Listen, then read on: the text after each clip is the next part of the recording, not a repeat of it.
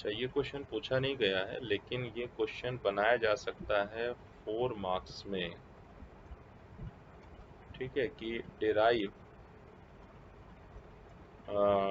An expression of steady state error in S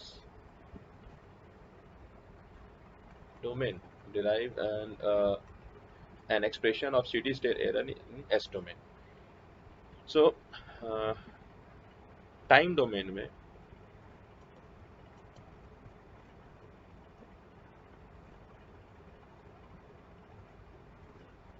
हम क्या करते हैं कि हम ऐसे लिख रहे हैं, एक ब्लॉक डायग्राम बना करके, ये प्लस है या माइनस है, एरो को हमेशा ध्यान से मार्क करिए। ठीक है, ये मेरा कोई प्लांट है, सो इसको मैं सी टी लिखता हूँ, इसको आर टी लिखता हूँ। उसके बाद यहाँ से अगर कोई फीडबैक हो रहा है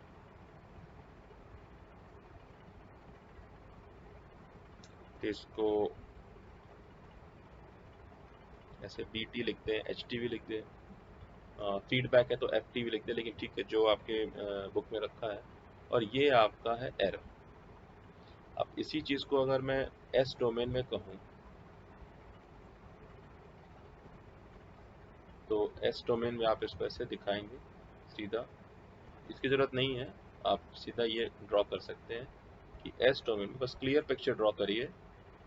तो ये हो गया आर एस, ये चूंकि ओपन लूप ट्रांसफर फंक्शन है तो ये हो गया जी एस, ये हो गया सी एस, ये यहाँ से फीडबैक आ रहा है तो फीडबैक जो यूनिट है उसका लिख दिए एच एस, और ये यहाँ से नेगेटिव फीडबैक हो गया, इसका नाम रख दिया बी एस, और ये हो गया ई एस। तो एक्चुअली हम क्या चाह रहे हैं, expression of steady state error in S domain means हम जानना चाह रहे हैं कि E S is equal to what.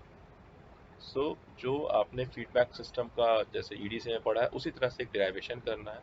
तो हम सारे एक्सप्रेशंस लिखेंगे, है ना। हम ऐसे लिखेंगे कि डिराइव करने के लिए कि consider a system shown above. ठीक है, सो यहाँ क्या है, let us define each block and signals. So आप कहेंगे कि जो आर एस है, आर एस जो है इज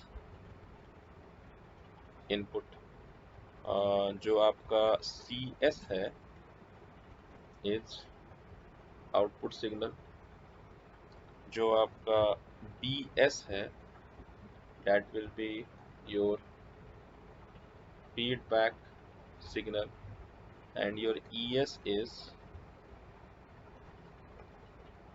error signal। ठीक है, सिग्नल वर्ड लिख दीजिएगा, सिग्नल सिग्नल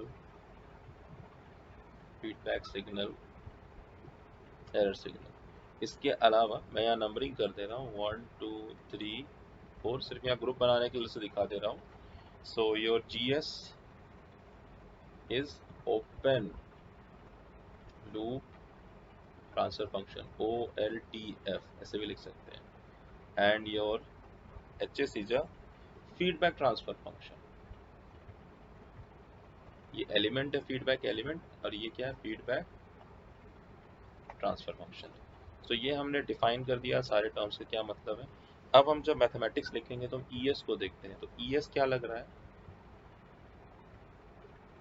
जैसे हमने कहा कि ET जो है वो डिफरेंस है, बस ES जो है वो किसके कारण आ रहा है, RS माइनस BS। तो ES को लिख सकते हैं कि ये जो है RS माइनस BS है। लेकिन BS क्या है, BS है CS इंटू HS। BS खुद क्या है, ये तो है CS इंटू HS, और CS क्या है, CS है ES इंटू GS। जिनको दिक्कत हो ये समझिए कि ये ट्रांसफर फंक्शन का इनपुट सिग्नल है ES, यहाँ CS है, तो इसका मतलब है कि CS by ES is GS। वैसे यहाँ का इनपुट सिग्नल CS है, आउटपुट सिग्नल BS है, तो output signal by input signal is HS। तो ऐसे करके यहाँ से हमने निकाला है ये टर्म। ठीक है, हमें चाहिए क्या, हमें तो चाहिए ES। तो हम क्या करते हैं, ये 1 हो गया, ये 2 हो गया या 3 हो गया। अब हमारे पास जो है वो हमें एक्सप्रेस आउट किस में करना है, हमें एक्सप्रेस करना है GS और HS के टर्म में। मतलब हमें RS BS CS सिग्नल्स को हटा देना है अगर हम, ठीक है, RS को रखेंगे हम, सो हम इन तीनों के टर्म में रखना चाह रहे हैं, फीडबैक हम हटा देंगे। ठीक है, हमारे पास इनपुट सिग्नल के टर्म में, ओपन लूप ट्रांसफर फंक्शन के टर्म में और इसका टर्म। ठीक है, अगर आपको ये आप दिमाग में रखिएगा कि R G और H इनके टर्म में ही हमें ES को निकालना है। सो इसका मतलब है कि BS को हटाना पड़ेगा, तो BS हो गया CS, तो फ्रॉम 1 and 2 ES तो हो गया RS माइनस जो BS है उसको यहाँ से रिप्लेस किए, हो गया CS इंटू HS। अब हमको किसको हटाना है, हमें जो है वो HS को हटाना है, यहाँ नहीं लिखा है ना HS, अच्छा HS को HS को नहीं हटाना है, अब हमें एक्सप्रेस आउट करना है। सो हमें जो है वो ES इज इक्वल टू हो गया CS इंटू HS एंड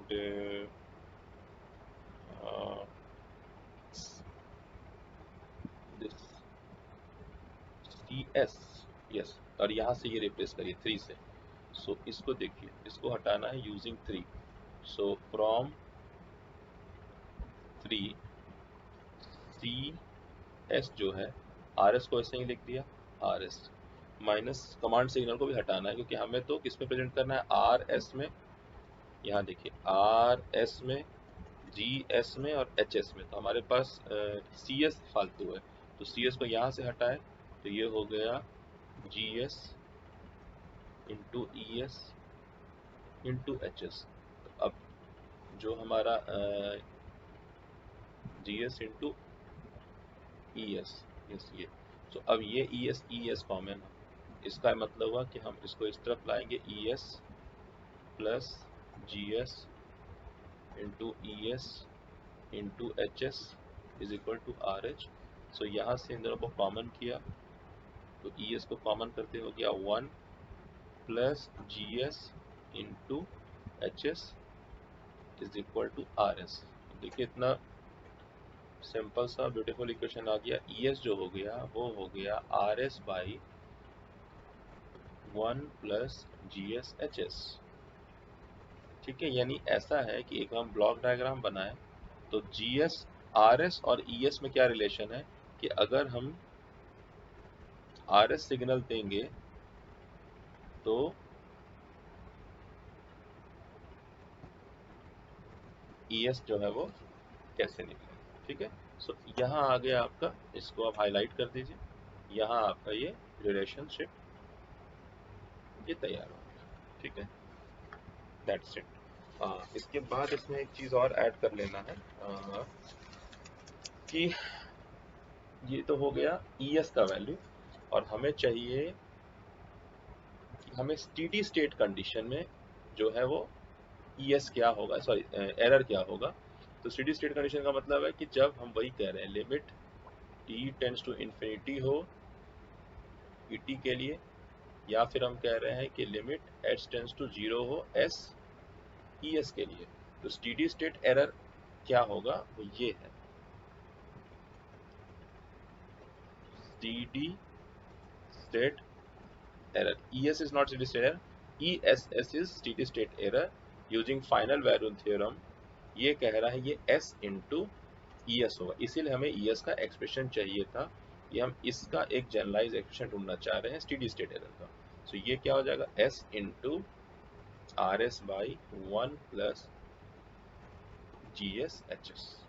ठीक है, इसको नजदीक से लिख दीजिए, ESS यानी error steady state is limit S tends to 0 S RS by 1 plus GS HS। सो ये आपका जो एक्चुअली स्टेडी स्टेट एरर का एक्सप्रेशन आ गया है। एक और बात, जितने भी सिस्टम हम पढ़ेंगे, ऑल सिस्टम जो पढ़ने जा रहे हैं वो होगा unity feedback system. Unity feedback system का मतलब है, यूनिटी फीडबैक सिस्टम का मतलब है, दिस implies कि HS इज इक्वल टू है 1। तो steady state error for unity feedback system हो जाएगा limit S tends to 0 S by 1 plus GS। So ये स्पेशल केस है। अगर इस क्वेश्चन को मैं दूसरा तरह से पूछूं तो मैं बोल दूंगा कि डेराइव, है ना, क्वेश्चन नंबर 2 को एक और तरीके से पूछा जा सकता है, derive an expression for steady state error that is ESS for a unity feedback system। ऐसे करके भी क्वेश्चन पूछा जा सकता है। ठीक है, सो ये आपका यहाँ से यहाँ तक हो गया डेफिनेशन 2 नंबर का, क्वेश्चन नंबर 1 और question number 2 derivation. That's it.